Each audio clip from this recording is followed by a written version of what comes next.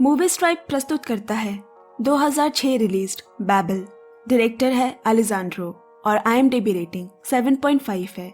कहानी पसंद आए तो लाइक शेयर कमेंट पक्के से करें दोस्तों, और मूवी स्ट्राइप पे कहानियां सुनते रहिए। 4 कहानियां, 4 अलग अलग लोग, अलग देश, अलग परिस्थिति।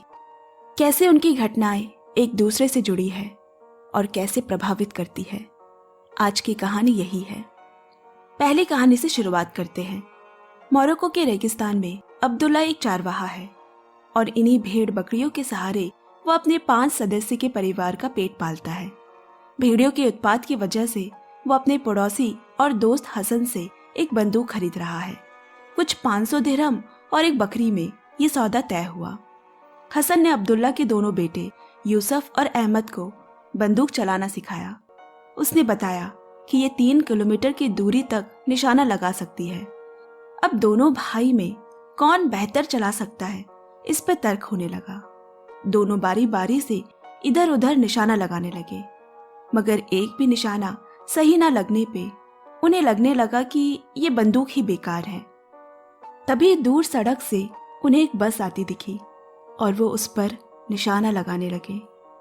एक बार, 2 बार, बार बार गोली चलाने के बाद अचानक वो बस बीच सड़क पर रुक गई और दोनों डर कर वहां से भाग गए। दूसरी कहानी। अमेरिका का एक शहर।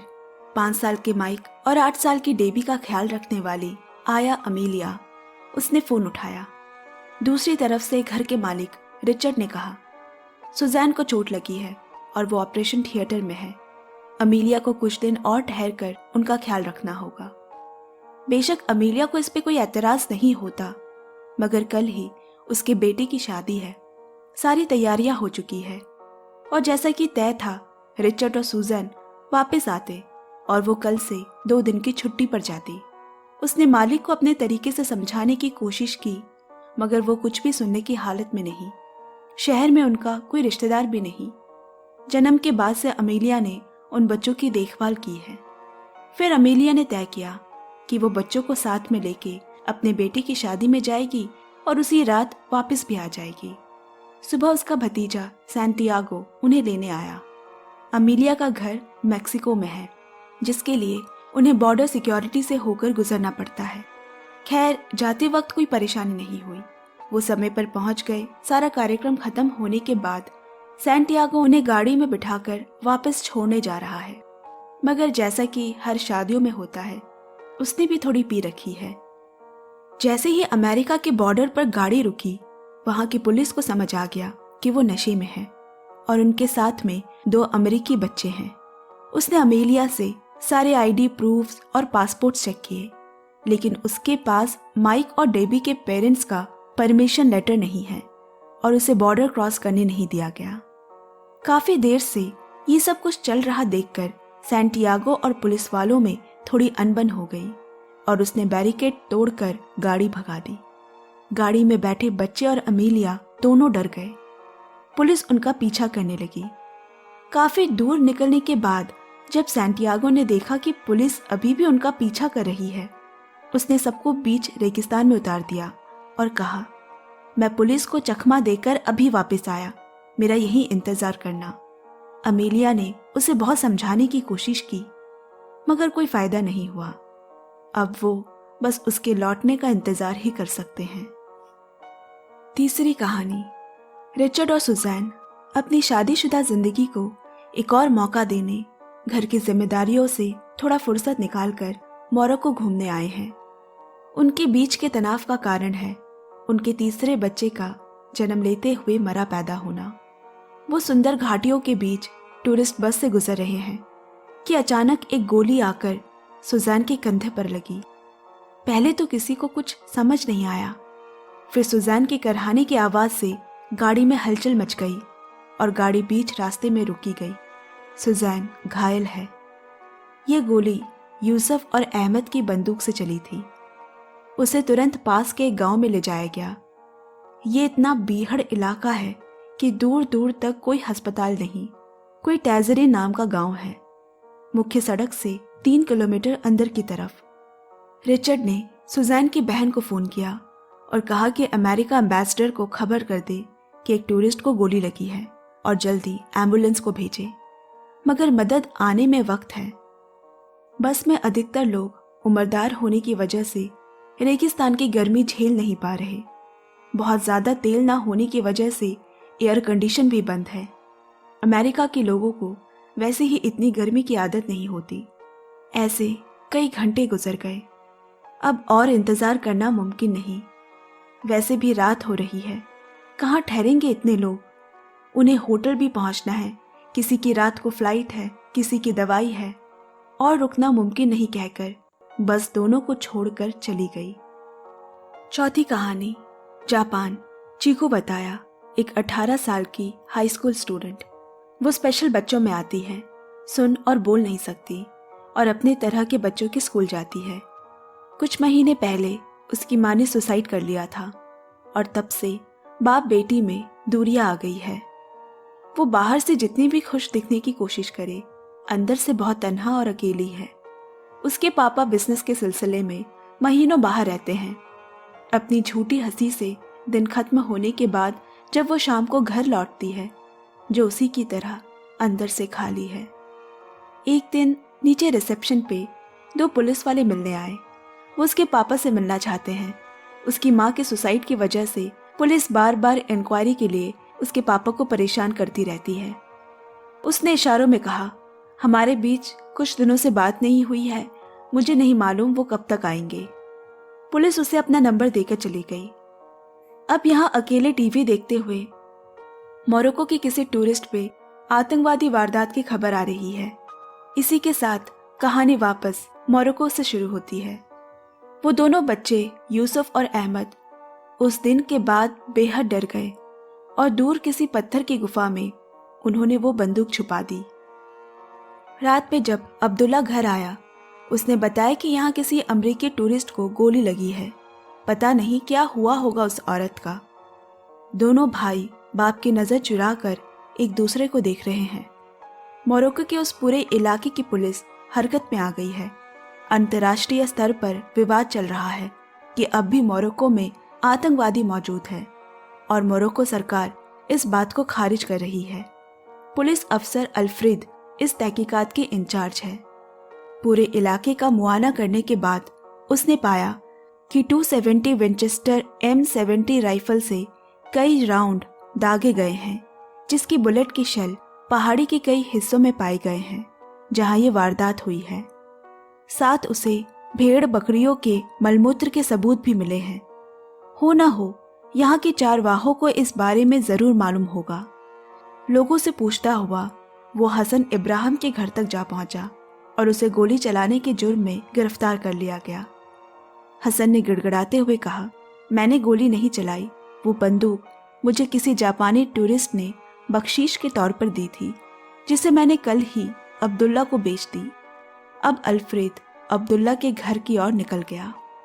यहाँ अब्दुल्ला अपने दोनों बेटे को बकरी की चमड़ी बेचने बाजार भेज रहा है।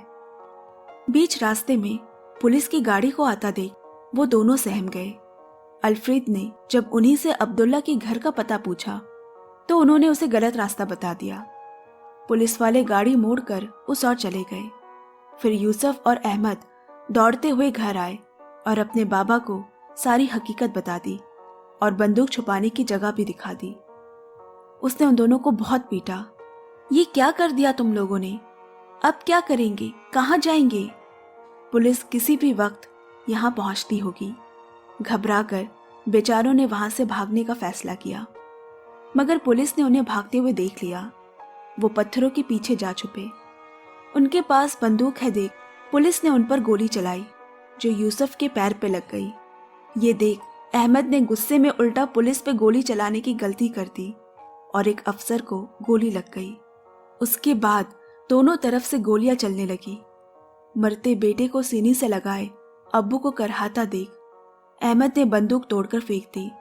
उसने पुलिस के सामने सरेंडर कर दिया और चिल्लाते हुए आया, मेरे भाई की कोई गलती नहीं, मेरे अब्बा की कोई गलती नहीं, गोली मैंने चलाई थी, मेरे भाई को बचा लो। अल्फ्रेड उसे देखकर हैरान खड़ा है। ये कोई आतंकवादी नहीं, एक आम चरवाहे हैं। कहानी जापान लौट गई। चीको कमरे में अकेली है। नीचे रिसेप्शन जाकर उसी पुलिस वाले का नंबर देते हुए इशारा किया कि उसे अपनी माँ के बारे में पुलिस को कुछ बताना है। पुलिस ऑफिसर उसके घर आया। उसने बताना शुरू किया।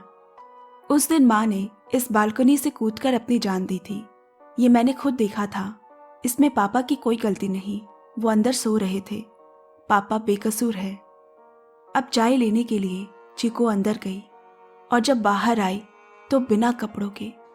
ऑफिसर एकदम से चौंक गया और उसे खुद से दूर करने लगा, पर चीको को रोता हुआ देख उसे समझ आने लगा कि वो बेहद अकेली है। उसका मतलब ये करने का नहीं है। वो दिखा रही है कि उसे किसी का साथ चाहिए, किसी की नज़दीकी के लिए वो तड़प रही है। ऑफिसर ने अपना कोट उसके तन पे ढका, कुछ देर उसके साथ बैठा, उसे हिम्मत दी। अब यहाँ मेक्सिको और अमेरिका की सरहद में पूरी रात इंतजार के बाद अमेलिया बच्चों को लेकर दिशाहीन इधर उधर भटकते हुए एक जगह बैठी।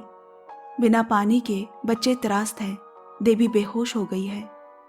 फिर अमेलिया ने मार्क को समझाया, मैं मदद लेकर आती हूँ, अपनी बहन के पास रहना और उसे अकेला छोड़कर कहीं मत जाना।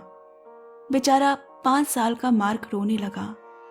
चलचलाती धूप में अमेलिया चलते चलते मेन सड़क तक पहुंची, जहां आखिरकार पुलिस की गाड़ी उसे दिखी। पर अफसर ने उसे देखते ही तुरंत गिरफ्तार कर लिया। उस पर बच्चे के अपहरण का इल्जाम लगा है। अमेलिया ने उन्हें बच्चों के बारे में बताया। हेलीकॉप्टर रेस्क्यू टीम ने आकर बच्चों को वहां से निकाला। यहाँ रिचर्ड और सुजैन के लिए भी एक गहरे काले रात के बाद उम्मीद की रोशनी दिखी, जब सुबह अमेरिकी एम्बेसी से उनके रेस्क्यू के लिए एक हेलीकॉप्टर भेजा गया।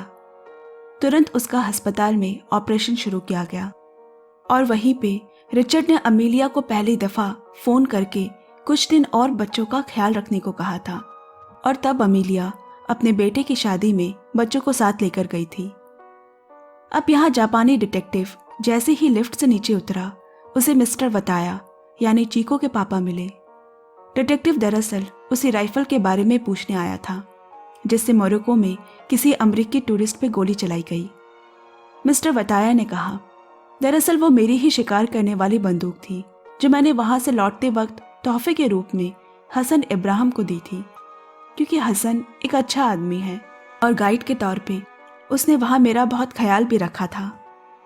उसने डिटेक्टिव से पूछा, कहीं हसन पे कोई चार्जेस तो नहीं लगे या उसे पुलिस स्टेशन जाना होगा।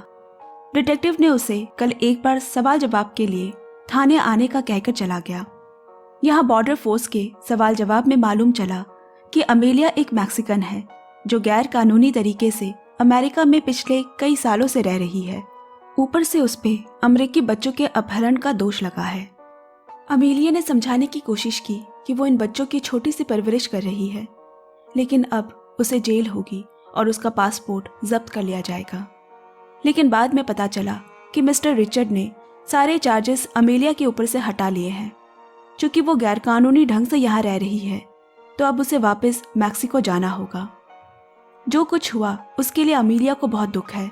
उसने जन्म से उन बच्चों की देखभाल की है और उन तनख्वाह से अपने परिवार की परवरिश भी, मगर वो मिस्टर रिचर्ड की शुक्रमंद भी है उसे सही सलामत वापस जाने देने के लिए। सुजैन भी अब खतरे से बाहर है, ये जानकर उसे सुकून मिला। सुबह उसका बेटा आकर उसे ले गया। लिफ्ट में चढ़ने से पहले डिटेक्टिव ने मिस्टर वताया को रोककर कहा, चीकू से आपकी पत्नी के बालकनी से सुसाइड का मालूम चला, उसे बहुत दुख है।